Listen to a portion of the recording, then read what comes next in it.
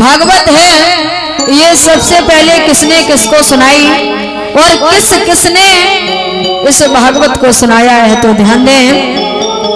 श्री सूत जी महाराज पूछ रहे हैं, जब भगवान कृष्ण अपने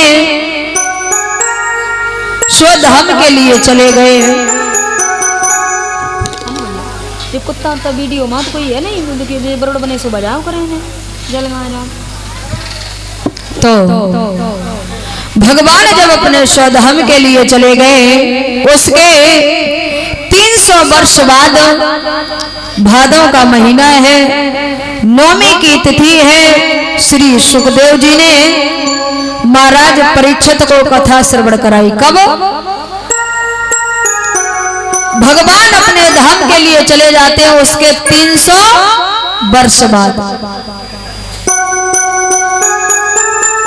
कहां पर सुनाई?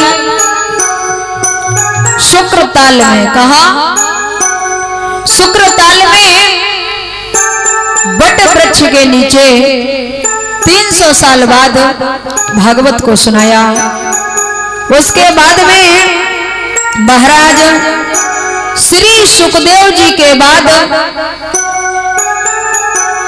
जब श्री सुखदेव जी ने महाराज परीक्षित को 300 वर्ष बाद कथा सुनाई, उसके और 200 वर्ष बाद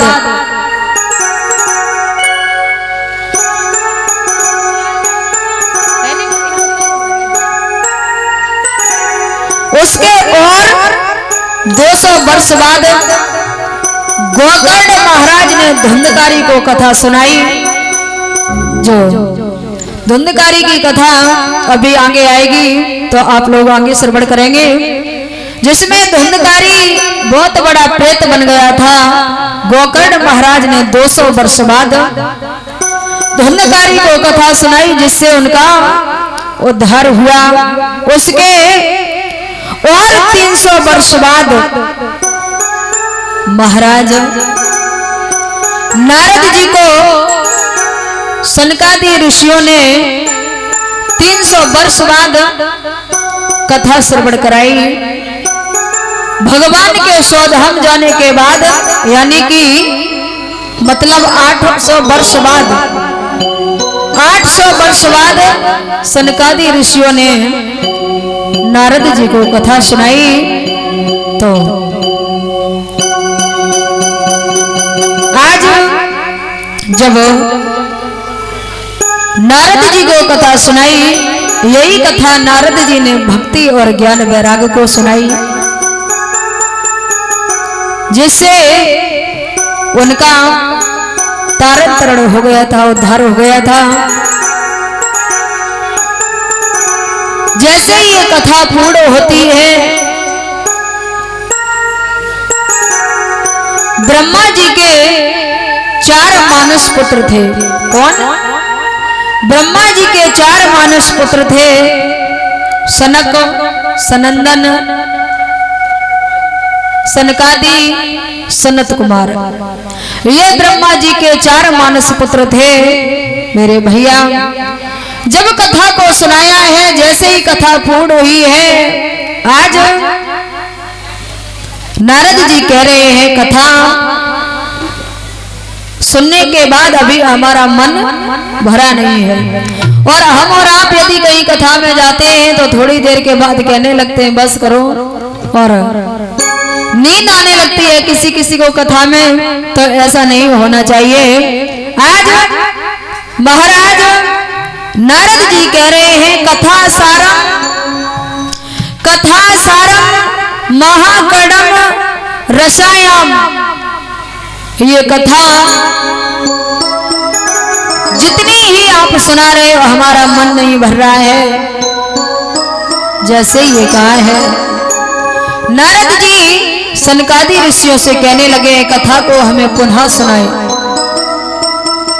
देखिए, एक बार कथा समाप्त हुई और तुरंत नारद जी कह रहे हैं कि कथा को और सुनाइए। तो सनकादि ऋषियों ने कहा कि तो ठीक है। बड़ा ही सुंदर आसन लगाया गया। क्या? कथा सुनाने के लिए आसन लगाया गया है, बड़ा सुंदर। आज नारद जी और सभी ऋषि एकत्रित हुए हैं।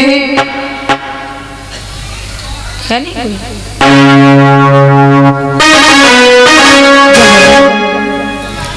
सभी ऋषि एकत्रित हुए हैं तो बोले हैं बाबा नारद, हमें पुनः कथा को श्रवण कराओ। और जैसे ही महाराज कथा प्रारंभ हुई है, अनेक तीर्थों में भ्रमण करते हुए, अनेक तीर्थों में भ्रमण करते हुए श्री सुखदेव जी वहां पर पहुंच जाते हैं। जब श्री सुखदेव जी को आते देखा तो सनकादि ऋषियों ने उन्हें हाथ जोड़ करके प्रणाम किया और बड़ा ही आदर सम्मान से बिठाया। जैसे ही आदर सम्मान से बिठाया, उनका स्वागत किया तो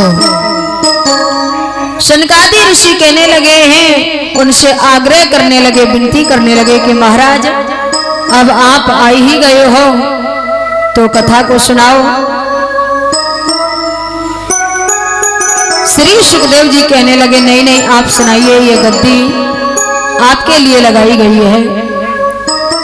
लेकिन सनकादि ऋषियों के बार बार कहने पर आज श्री सुखदेव जी ने कहा है, हम आप लोगों को एक बात बताना चाह रहे हैं कि जो भागवत आप लोग श्रवण कर रहे हैं, यही भागवत स्वयं नारायण गाते हैं, यही भागवत स्वयं लक्ष्मी जी गाती हैं, यही भागवत स्वयं शंकर जी गाते हैं और पार्वती सुनती है। और यही भागवत हम और आप सभी लोग श्रवण कर रहे हैं। तो सभी ऋषि विराजमान हैं। आज श्री सुखदेव जी कहने लगे हैं, जब भगवान अपने धाम के लिए गए थे तो स्वयं ये भागवत क्या है? स्वयं भगवान कृष्ण का स्वरूप है। अपने आप को इसी भागवत में विलीन कर दिया था। बोलिए वृंदावन बिहारी लाल की जय।